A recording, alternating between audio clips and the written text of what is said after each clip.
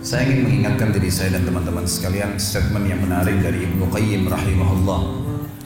Ibnu Qayyim pernah mengatakan, saya selalu senang dan tenang.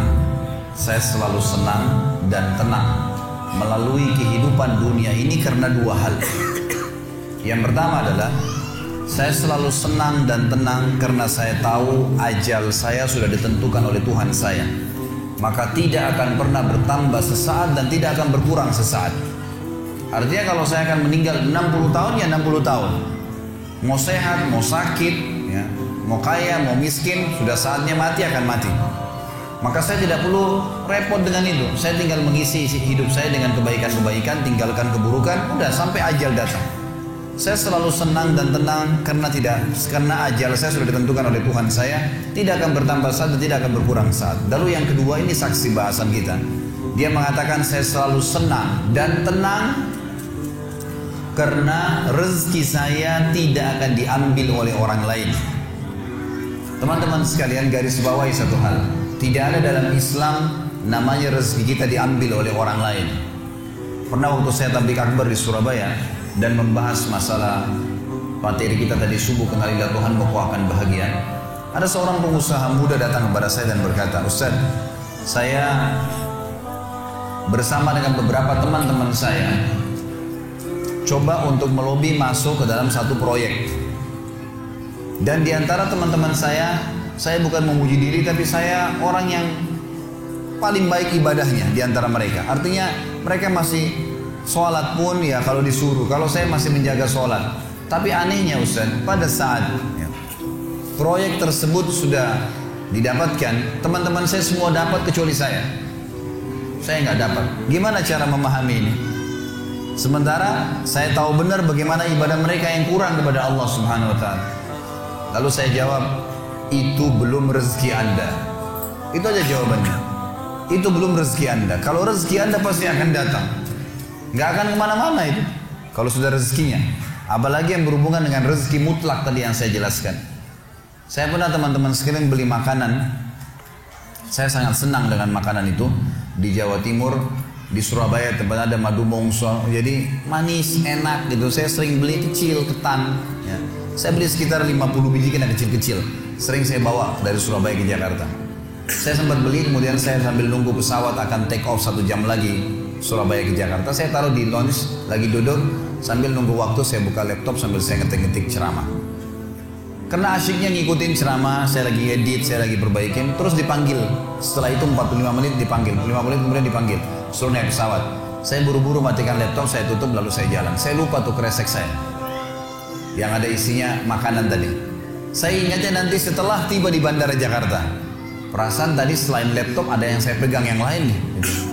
Mana nih kreseknya? Oh, makanan saya ketinggalan. Tapi karena saya sudah tahu teorinya, ternyata memang madu mongso itu bukan rezeki saya. Rezekinya orang yang di situ. Pernah nggak teman-teman beli makanan kalau yang sudah punya anak kecil di rumah, beli makanan taruh di kulkas niatnya mau makan besok. Besok kita buka sudah dimakan. Nah, sering ya? Itu karena bukan rezeki Anda memang. Memang rezekinya dia. Akan sampai kepada dia. Kalau yang sifatnya mutlak pasti sampai ke dia. Bagaimanapun caranya akan sampai ke dia. Jadi kita harus pahamin berhubungan dengan rezeki masalah ini.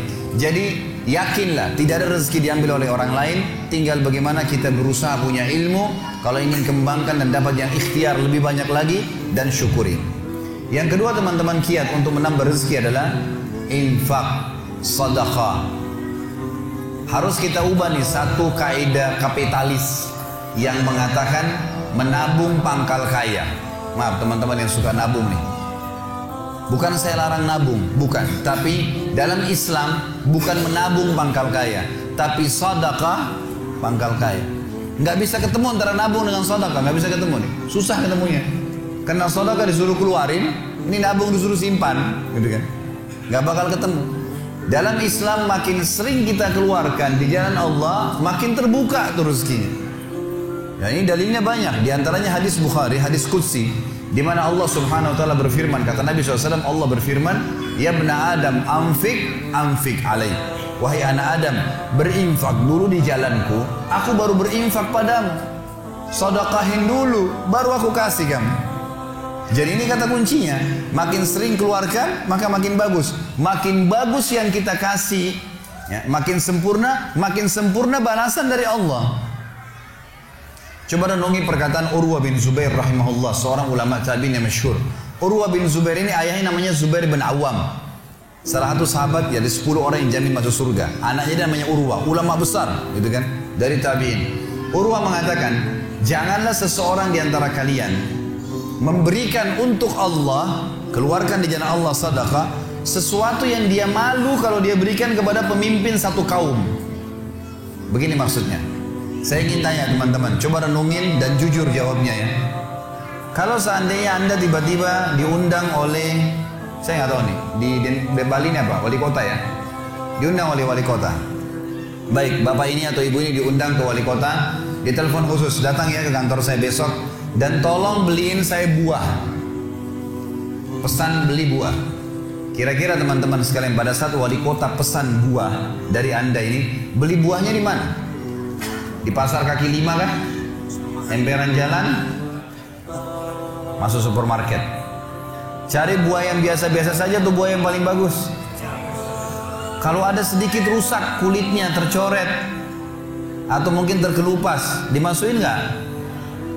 Setelah kita beli buah-buah yang paling bagus, yang paling mahal, ditaruh di kresek atau cari alat yang taruh tempat yang lain? Cari keranjang, pakai plastik, pakai kartu nama, luar biasa. Kenapa? Karena wali kota yang pesan. Coba teman-teman sekalian, kalau ibu Anda yang pesan, bapak yang pesan, nah beliin ayah, beliin ibu jeruk ya, buah. Beli di mana kira-kira? Di kaki 5. Kemudian penjualnya bilang, ini ada rusak sedikit, gak apa-apa, masukin aja. Pakai kresek tua ini bekas ikan, udah gak apa-apa. Ini yang Urwah rahimahullah berkata, janganlah seseorang di antara kalian ya memberikan untuk Allah di jalan Allah. Orang tua kita tuh kalau bakti luar biasa pahalanya kan gitu.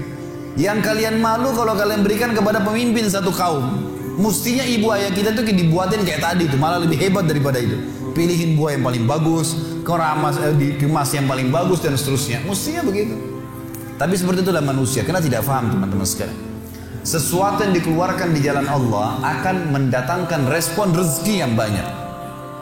Ini satu hal yang harus digarisbawahi, dan akan saya bacakan banyak sekali dalil berhubungan dengan masalah itu, di mana Allah Subhanahu wa taala menyuruh kita keluarkan. Ingat, makin baik kita berikan, makin baik juga respon dari Allah Subhanahu wa taala. Coba teman-teman muhasabah nih.